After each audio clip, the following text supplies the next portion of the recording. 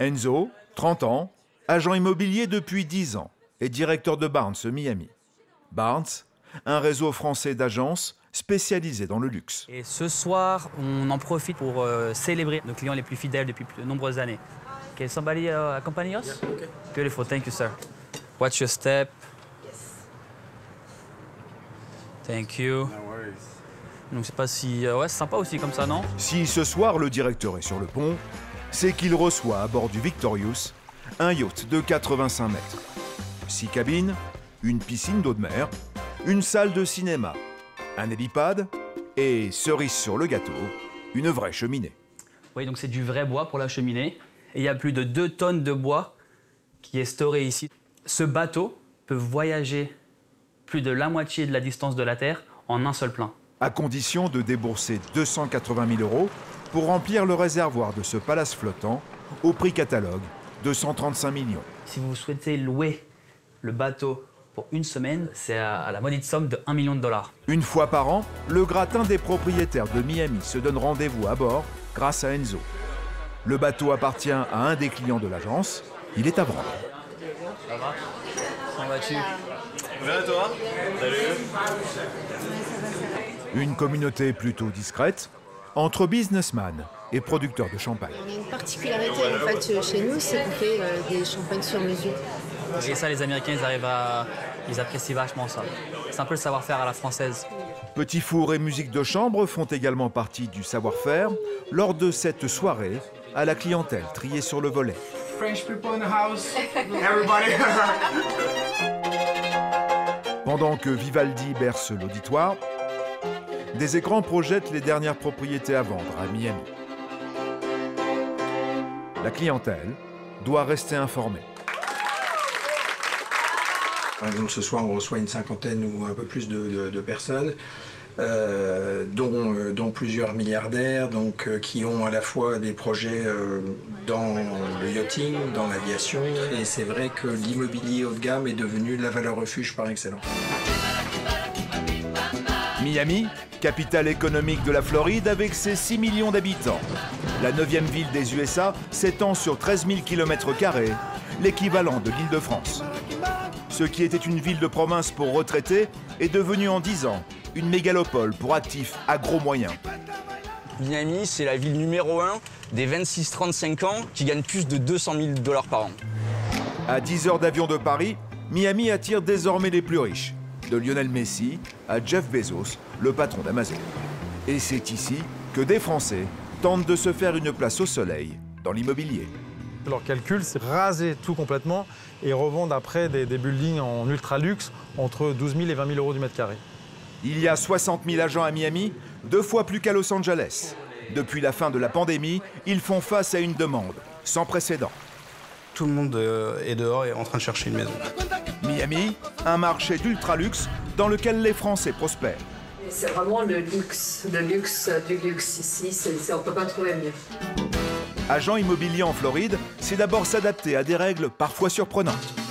Et les mètres carrés à Miami, c'est quelqu'un qui va à l'extérieur de votre maison, qui ne rentre même pas à l'intérieur et qui vous dit que votre maison fait 200 mètres carrés. Dans ce marché débridé où les propriétaires peuvent imposer n'importe quel loyer, se loger devient une épreuve. Pour la classe moyenne, c'est compliqué parce qu'aujourd'hui, un loyer, ça représente entre 40 et 50% de ses revenus. Comment les Français tirent leur épingle du jeu? C'est ce que nous allons voir. Là, on a acheté un bateau avec un ami qui est aussi agent immobilier. Et en fait, le bateau, c'est un très bon outil sur Miami pour aller montrer aux clients, en fait, chacune des résidences. S'il a commencé à Las Vegas, où il possède toujours une agence, Vincent, 40 ans, s'est attaqué il y a 3 ans à Miami et son marché explosif. Une stat qui est intéressante, c'est que Miami s'est rentré dans le top 5 des villes où s'installent les ultra-riches. Les ultra-riches, c'est au-delà de 35 millions. Son quartier de prédilection, Miami Beach, et sa douzaine d'îles, reliées par des ponts. Donc ça, c'est le type de maison qui s'est construit sur les 5 dernières années, très cubique, très moderne. Puis celle-ci, elle est en vente pour 24 millions. Là. Et depuis le Covid, les prix ont augmenté de plus 85%. Et les loyers 69%. Si les îles sont réservées aux maisons individuelles, un autre secteur connaît une croissance fulgurante. L'agent rêve de piloter la vente d'un appartement dans une des tours du quartier de Brickell, le New York de Miami. Il y a notamment celle-ci là qui est en train d'être finie, qui est quasiment finie, qui est la tour Aston Martin. C'est une prouesse architecturale parce que le terrain est tellement petit que personne ne croyait que ce projet allait sortir. Et il y a le dernier penthouse tout en haut, les 3 derniers étages, qui est en vente actuellement pour 59 millions. La tour Aston Martin, une folie de 66 étages. 391 appartements qui démarrent à 6,5 millions d'euros. Le triplex de 2700 mètres carrés qui coiffe le building face à l'Atlantique offre 7 chambres, une piscine par étage et un hélipad. Si vous sortez les 59 millions nécessaires à son acquisition, on vous offrira une des 24 Vulcanes produites par le constructeur en série limitée, un cadeau à 2,5 millions d'euros tout de même. Ce qui est aussi impressionnant ici, c'est la rapidité avec laquelle ils construisent. 1 étage par semaine, ce qui est énorme. Avec ses 45 tours, Brickell symbolise l'explosion immobilière de Miami. D'ici la fin de la décennie, il en poussera 30 de plus. Mais avant d'accéder à ce marché, l'agent se concentre sur le secteur de la plage. On va rejoindre Christophe qui a la particularité d'être un broker à New York. Et là, il recherche un bien pour un client qui vient se relocaliser à Miami. Et toi ? Et donc là, on va lui proposer un produit qui coche un peu toutes les cases de ce que son client recherche. Okay. Bienvenue au 325 Méridien. Miami Beach, le bord de mer de Miami. Sa plage de 14 km et ses cabanes de sauveteurs sont célèbres dans le monde entier. Et c'est désormais un quartier très prisé par la riche clientèle new-yorkaise, la cible de Vincent. Il est à New York en pleine tempête de neige, donc il est heureusement disponible pour nous et on va lui envoyer pas mal de soleil. Il s'agit d'une maison de ville que Vincent a dénichée à 2 pas de la plage. Hey Michael. Le client est en visio. Vous m'entendez? Yes, I can. Can you hear me? So when you enter, you have right here on the right, you will have the guest bathroom, very Tulum style, very neat. And then let's go upstairs. And here you enter the very generous living room. Aux États-Unis, une transaction se pilote à 2 agents, un pour le vendeur, un pour l'acheteur. Pas de conflit d'intérêts. C'est de la moquette ou c'est un tapis? No, that's a rug. That's a rug. For the floor with the slides. The floor are 60 by 60 types. The kitchen, open everything. It's brand new, top appliances. It looks like you have like an iPad at the inside of the Yes, it's inside of the crib. Okay, so it's a cool feature. Le duplex fait 130 mètres carrés, 3 chambres, 2 salles de bain. Il est affiché à 1,4 million, un prix digne des beaux quartiers de Paris. The natural sunlight that's going through, you know what I mean? Okay, so here is the primary bedroom that is southern exposure. Same tiles, same style everywhere. C'est parfait, c'est vraiment très bien. Il y a de fortes chances qu'on vienne le voir ce week-end. And I'll be here to pick you up at the airport, you know, Michael, with pleasure. All right. Il confirme qu'ils vont venir ce week-end. Aucun problème, on sera là. On programmer une visite. Ouais, sans problème. Si Vincent conclut la vente, il partagera avec Christophe 6% de commission sur le prix, soit 42 000 € chacun. Quand certains agents quadrillent la plage, d'autres visent des quartiers moins connus, mais plus sélects. Okay, no, but that's great. So we should be there like 4:15, okay? À tout à l'heure, ciao, ciao. Michelle est française, Linda est italienne. Le duo a réalisé 146 millions d'euros en volume de vente l'année dernière, en partie grâce au secteur de Coconut Grove. On prépare la maison en aménageant l'extérieur. On installe des coussins. On veut être sûr que tout est parfait dans les moindres détails pour faire de cette visite une expérience. Si Linda et Michel se donnent du mal, c'est qu'une cliente française vient visiter cette maison au cœur de la jungle, surnom donné à ce coin de Coconut, en raison de la végétation. Le prix de la maison est 9 950 000. Et c'est plus ou moins le prix, justement, pour les nouvelles constructions à Coconut Grove. Coconut Grove, en ce moment, est très prisé. On est tout près de l'autoroute, on est tout près de Miami Beach. Et ce n'est pas la seule qualité de ce quartier du sud de Miami qui plaît aux Européens par son côté village. Il est également le plus haut de la ville. 7 mètres au-dessus du niveau de la mer. Un détail loin d'être anodin. Ça, c'est important à Miami parce qu'avec les ouragans et tout ça, on n'a pas de problème ici. Et puis là, je vais vous montrer la chambre maître avec sa salle de bain qui est grande, spacieuse et superbe. Tous les murs sont tapissés ici aussi. Ouais. Et là, dans cette maison, on a le choix aussi d'acheter les meubles. Ah oui. Oui. Donc la maison n'est pas vendue avec les meubles. Par contre, les meubles sont là pour montrer un peu l'effet qu'on peut avoir. Et ils sont vendus séparément. Meubler provisoirement un bien pour faciliter la vente, cela s'appelle le staging.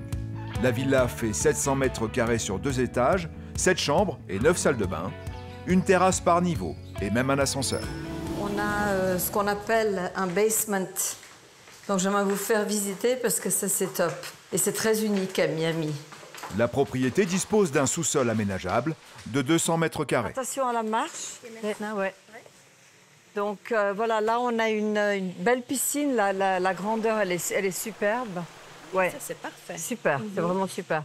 L'acheteuse est tombée sous le charme. Yes, definitely. That's good. No, I really like it here. We've seen a few properties. Yes. And this is in the top 2.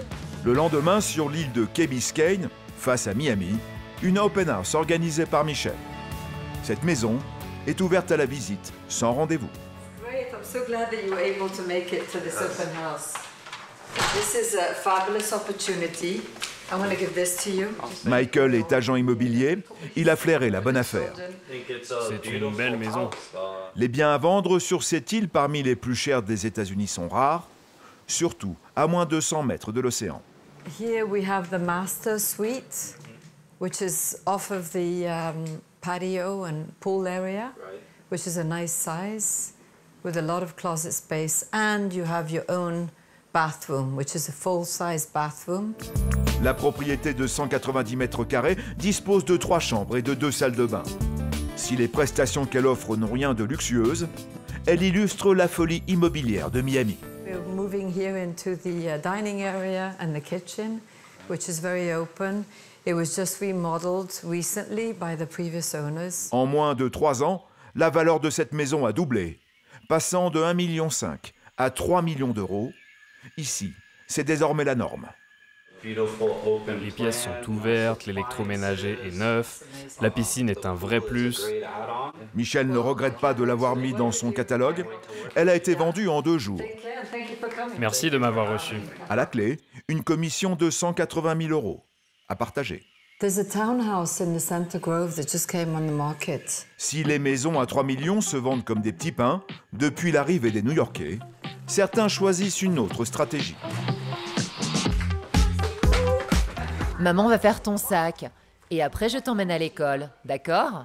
Nous sommes chez Sébastien et Bianca, un couple franco-brésilien installé à Miami depuis 14 ans. Allez, c'est l'heure de l'école. Elle est chef privé, il est agent immobilier. Stéphane, un beso pour papa. Pour le moment, ils préfèrent louer leur logement. Non par manque de moyens. Il y a la chambre de Stéphane. Mais en attendant que le marché se calme. Là, on a un dressing, walk-in closet. On a la master. Ici, on paye 9 000. Un tarif plutôt raisonnable pour 290 mètres carrés et 4 chambres à Miami Shore, un quartier familial au nord de Miami. Alors, les prix varient, c'est assez hallucinant. Par exemple, notre voisin, qui est juste là, qui a une maison plus petite et a commencé à la mettre à 15 000 par mois. Donc c'est une différence énorme. Bon, bien sûr, il n'a pas réussi à la louer, parce que c'est à peu près ces prix qui se louaient pendant le Covid. Là, il vient de la baisser, 12 500. Elle n'est toujours pas louée, elle est partie, donc elle est vide, donc c'est pas forcément intéressant pour lui. Miami, vu qu'il y a vraiment une augmentation du prix de l'immobilier, tous les gens qui étaient à peu près propriétaires ont gagné tellement d'argent, ils ont pu s'acheter des voitures à 200, 100, 200, 300 000, des bateaux. Donc ça fait bien marcher l'économie. Mais c'est les États-Unis, hein, les gens gagnent de l'argent, ils le dépensent. Le matin, Sébastien, qui travaille à domicile, consulte le MLS, le fichier réservé aux agents immobiliers et qui recense tout ce qui se vend à Miami. Là, j'ai pris juste la localisation qui est la plus chère, où tout le monde veut être, c'est Miami Beach, Bar Harbor. Et quand on regarde le résultat, ça varie entre 125 000 pour l'appartement le moins cher, de 80 mètres carrés, à 150 millions pour une maison sur Palm Island. Et quand il a un gros client, Sébastien attire son attention sur un détail souvent négligé en Floride. Mais quand vous achetez une maison à 24 millions, ce qu'il faut savoir, c'est que vous avez environ 2% de la taxe de propriété. Donc vous payez 500 000 tous les ans de taxes. Mais pour l'heure, le client avec qui l'agent a rendez-vous est très loin de ce type de budget. Alors, Bonjour, ça va? ça va et toi? Super. La cacahuète. Bonjour, capitaine. Alors, qu'est-ce qu'on a? 3h30. Bon, on est en avance. Nicolas est artisan dans le bâtiment. Il vit à Miami depuis 10 ans. Il cherche une location sur l'eau, budget 7 000 €. Ah, ça, c'était la maison de Lenny Kravitz, là. Comme tout le monde, il souffre de la hausse fulgurante des loyers. Comme les New-Yorkais sont arrivés, en fait, ils sont arrivés avec leur pouvoir d'achat. C'est un peu comme News Paris, quoi. Donc en fait, ils ont un pouvoir d'achat 3 fois supérieur en fait aux gens de Miami. Alors ça, c'est la maison que je te propose. Ok. Elle vient de passer de 12 500 $ par mois à 9 000. Et je pense qu'on peut encore essayer de faire baisser un petit peu le prix. Blake, l'agent du propriétaire, est déjà sur place. C'est lui qui a le listing de la maison. Nicolas, je pense qu'à l'époque c'était en bois, mais ils ont mis du plastique. Hein. Donc c'est propre, c'est facile à nettoyer, quoi. Pas mal, quoi. Et en plus de ça, il a la vue la plus chère de tous les États-Unis. Là, on a Indian Creek Island. Donc, votre voisin, c'est Jeff Bezos, c'est David Guetta, c'est Tom, il y a le football américain, Tom Brady. Tom Brady. Tous les terrains du coin font 750 mètres carrés, celui-ci en fait 950. Là, on accède dans une première chambre. Il y a une salle de bain attenante à une deuxième chambre. Bon, ça c'est dans son jus, hein, les salles de bain. Hein. C'est d'époque, hein. La conditioner from to the bedroom. Pas dans celle-là, mais dans toutes les autres. Cette maison de 1954 fait 220 mètres carrés, 4 chambres, 3 salles de bain et un ponton à bateau. En fait, on est en train de le réparer et on va le déplacer à droite du ponton pour garder la vue. Bien que vétuste, la maison reste au-dessus des 7 000 € par mois que Nicolas peut s'autoriser. Thank you very much. Appreciate your time.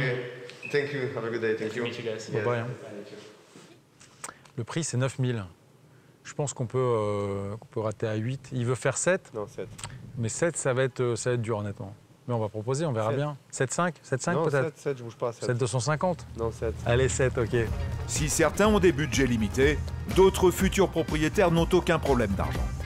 Un couple de Français et leur agent viennent de visiter cette maison.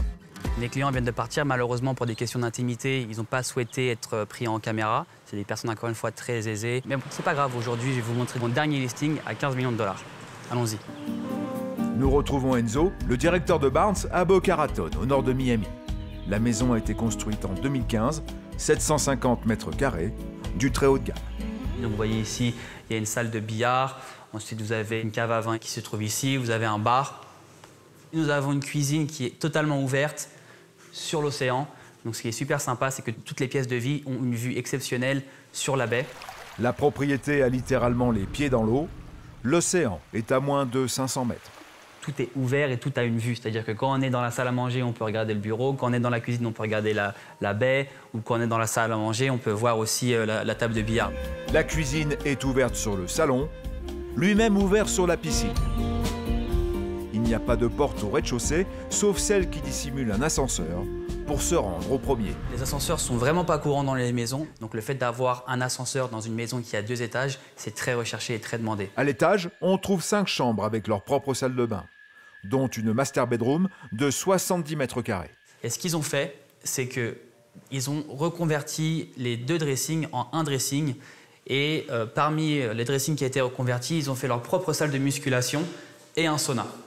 Chaque chambre possède un accès sur l'extérieur avec vue sur le canal. À 15 millions €, la piscine et son jacuzzi sont une évidence. Sans compter un atout non négligeable, la propriété est située dans la communauté la plus sécurisée de Floride. Avec un service de garde à l'entrée 24 heures sur 24, 7 jours sur 7, également des routes privées, un accès très facile à l'océan, mais également une patrouille de bateaux toutes les 15 minutes. À propos, qu'en ont pensé les clients français qui nous ont précédés? Nous l'avons demandé à Enzo. Ils ont vraiment adoré la propriété, ils ont adoré la localisation, le fait que ce soit une maison qui est assez neuve et qui n'a pas été beaucoup habitée. Et concernant le prix? J'ai pas eu de questions à ce niveau-là. Entre 2 visites, Enzo passe par l'agence qu'il dirige à Miami. moitié. Can I help you? Non, on a prévu 70 pour ce soir. Une quarantaine de collaborateurs qui, pour la plupart, travaillent à domicile. Je dirais plus de 80% de notre clientèle est francophone. Et ce qu'il faut savoir, c'est que 70% d'entre eux ne font pas appel à des financements. Donc, c'est-à-dire qu'ils payent, la majorité d'entre eux payent cash. Le temps de récupérer l'adresse d'une maison qu'il vient de lister, le directeur repart du côté de Key Biscayne. Est-ce que tu pourrais me l'envoyer? Oui, bien sûr. S'il te plaît. Bonne journée, ciao, ciao. Il y a des maisons qui peuvent se vendre dans les alentours de 5 millions qui sont dans les terres et des maisons qui se vendent à 50 millions qui sont sur l'eau. Key Biscayne, l'île face à Miami qui concentre les grandes fortunes américaines. Cette villa sur l'eau est à vendre 30 millions d'euros. On est actuellement dans la chambre principale qui se situe au premier étage, qui lit directement sur le balcon, sur la vue de Key Biscayne, qui va au loin, au-dessus des mangroves. La propriété fait 830 mètres carrés. 7 chambres, 10 salles de bain et en rooftop, un salon et sa terrasse, face à l'océan. Une des particularités de cette maison, et c'est d'ailleurs un des critères que nos clients recherchent, c'est le vis-à-vis. Donc il n'y a aucun vis-à-vis sur vos voisins, ce qui fait que vous êtes vraiment tranquille chez vous, en toute intimité. Dans chaque chambre, il y a votre propre salle de bain et qui se donne directement sur votre dressing. Construite en 2019, elle est à l'image de ces cubes, très Miami style, qui ont remplacé de vieilles maisons des années 50. Donc cette propriété a beaucoup de lumière naturelle, comme vous pouvez le constater, grâce notamment à cette hauteur sous plafond de plus de 20 mètres. Et ce n'est pas le seul atout de la villa. Le séjour est ouvert, qui lit directement sur la piscine, qui est chauffée. C'est une maison que nous avons exclusivement à la vente à 30 millions de dollars, mais également aussi pour nos clients qui séjournent de temps en temps à Miami, notamment l'été, à entre 10 et 15 000 dollars par nuit. Avec ses 3 étages ouverts sur l'eau, l'effet est spectaculaire au crépuscule. Si les biens à plusieurs dizaines de millions d'euros ne se vendent pas tous les jours, des agents comme Sébastien tirent leur épingle du jeu. Nous le retrouvons, mais aujourd'hui il porte une autre casquette, celle d'investisseur. L'endroit où j'ai commencé mes investissements, c'était ici. Donc là, il y a un golf. Là, je joue toujours au tennis ici, donc avec une super vue. Sébastien connaît par cœur ce quartier de Normandy Shore, à Miami Beach. Un secteur résidentiel qui illustre à la perfection la folie immobilière de Miami. Je la connais bien parce que je l'ai visité, cette maison. Le propriétaire qui l'a acheté 1 million en 2020, il l'a remis à la vente en 2022 à 2 250 000. Et en 2022, il n'a pas vendu 2 250 000, mais 2,5 millions, donc plus cher que le prix demandé. Et pour la petite histoire, le propriétaire qui l'a acheté 2,5 millions l'a remis à la vente en 2023. Il a réussi à la vendre à 2,9 millions. En à peine 3 ans, cette maison a vu sa valeur augmenter de presque 2 millions. Une aberration pour Sébastien, car tout le secteur est inondable. Ah, par exemple, je me rappelle, c'est laquelle? Celle-ci, j'avais fait une offre dessus tout au début. Mais toute cette maison, c'est des belles rénovations. Le problème, c'est qu'elles ne sont pas surélevées. Donc à un moment donné, combien tu valorises cette maison? Si un jour, il y a vraiment une inondation qui se passe, ta maison, elle passe de, je sais pas, à 2, 3, 4 millions à 0, quoi. Hein.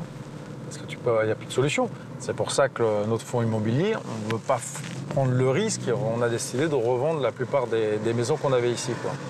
Et ce que je conseille à mes clients, c'est d'éviter d'acheter des maisons qui n'ont pas été rehaussées pour éviter qu'ils se retrouvent dans des problèmes de ce type. Situé à seulement 1,20 m au-dessus du niveau de la mer, 40% de Miami est menacé par la montée des eaux à l'horizon 2060. La ville impose désormais de nouvelles normes de construction. Ici, une maison surélevée, à côté d'une autre, qui ne l'est pas. L'investisseur choisit donc la carte de la prudence. Alors là, on est à Coral Gables. Ça, c'est une maison qui vient juste d'être construite en 2023. Très moderne, très sympa. Et ce qui est intéressant sur ce quartier, c'est que c'est un quartier, ce qu'on appelle sec. C'est pas inondable. Donc c'est un peu surélevé par rapport au reste de Miami. Donc là, vous n'avez pas besoin d'assurance inondation. Donc sur l'avenir, c'est un bon pari. La maison fait 280 mètres carrés sur 2 étages. 4 chambres, 5 salles de bain, avec une particularité dans l'une d'elles, on peut se doucher à 2. On voit, c'est quand même du matériel de qualité, quoi. Hein. Pour Miami. Parce que Miami, toutes les nouvelles constructions ne sont pas aussi bien faites. Des rangements dans toutes les chambres, une cuisine haut de gamme entièrement équipée, un bel espace extérieur Pour Sébastien, cette propriété coche toutes les cases. Miami, pas waterfront, mais on n'a plus de risque d'inondation, on n'a plus de risque liés aux hurricanes. C'est safe, quoi. Hein. Donc on fait pas un pari en disant ouais, on va mettre 3 millions de dollars dans une maison et demain vous avez de l'eau dans votre salon et votre maison vaut zéro, quoi. La journée de l'investisseur n'est pas encore terminée. Une dernière formalité reste à accomplir du côté de Hollywood, un quartier au nord de Miami. Bah, ça, c'est une maison qui appartient au fonds immobilier. La locataire souhaite rester. Ça fait 2 ans qu'elle habite cette maison. Et donc, on fait un nouveau bail. Donc, je lui amène le bail et on va le signer. En Floride, un bail dure 1 an. Au renouvellement, surtout en période de tension sur le marché, le locataire craint un doublement du loyer, voire pire.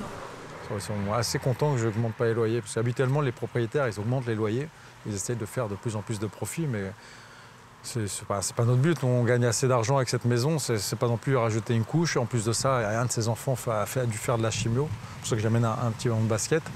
Mais voilà, on essaye d'être gentil avec tout le monde, quoi, si on peut se permettre.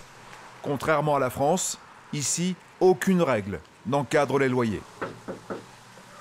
Je suis ravie de vous voir. For your child, just a little present. Merci. I hope your son is going better. Il va mieux. La locataire qui développe des logiciels gagne 9 000 € par mois.